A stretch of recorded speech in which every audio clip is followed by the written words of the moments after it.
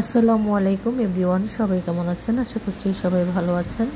তো আমি দুপুরের রান্নার জন্য প্রস্তুতি নিচ্ছি। এটা হচ্ছে বড় একটা পোয়া মাছ, আর এখানে রান্না করব শিম আলু দিয়ে, ধনেপাতা দিয়ে, একদম সবজির মতো। কারণ মাছ দিয়ে শিম রান্না করলে আমার বাচ্চারা খেতে চায় না, সেজন্য এটা আলাদা করে একটু সবজির মতো করে ভেঙে রান্না করব।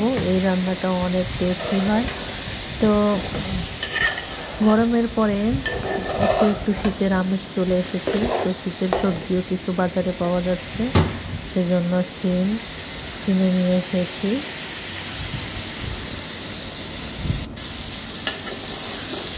তো শিম আর আলুটাকে ভালো করে কষিয়ে এখন দিয়ে দিলাম ঝোল। তো এটা রান্না শেষ হয়ে গেলে তারপর রান্না করব পোয়া মাছ। পোয়া মাছটা একদম মেখে রান্না করব। তো এই পোয়া মাছটা অনেক মজার। এই পোয়া মাছটা কিন্তু 1 কেজি ওজনের, 1.5 কেজি ওজনেরও হয়। তো এই পোয়া মাছটা সবসময় কিন্তু আমরা কিনি আমাদের বাসায়। এই যে পোয়া মাছটা কিন্তু রান্না করে ফেলেছি, রান্নার জন্য প্রস্তুতি নিচ্ছি। তো দিয়ে দিলাম একটু হালকা করে রসুন, আর এখানে দিয়ে দিলাম হালকা করে একটু আদা বাটা। তো এটাকে এখন হলুদ, মরিচ, লবণ, জিরার গুঁড়া, তেল দিয়ে আর পেঁয়াজ কুচি দিয়ে ভালো করে মেখে নিব। তারপর রান্না করে উপরে ধনেপাতা কুচি দিয়ে দিব।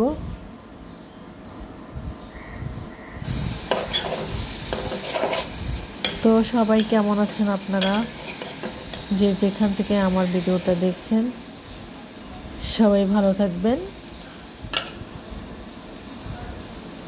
আবার দেখা হবে পরের ভিডিওতে।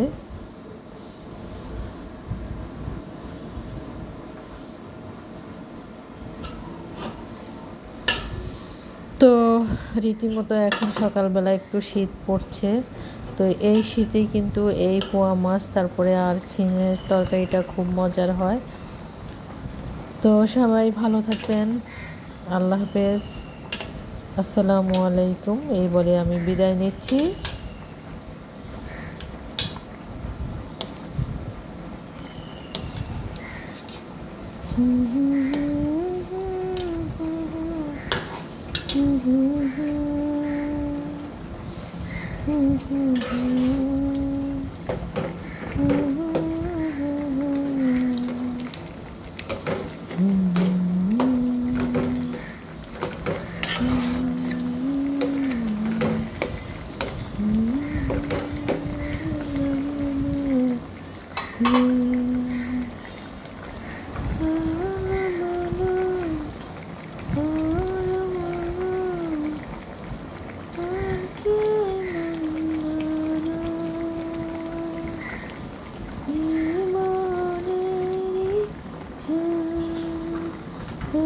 শক্তি জানা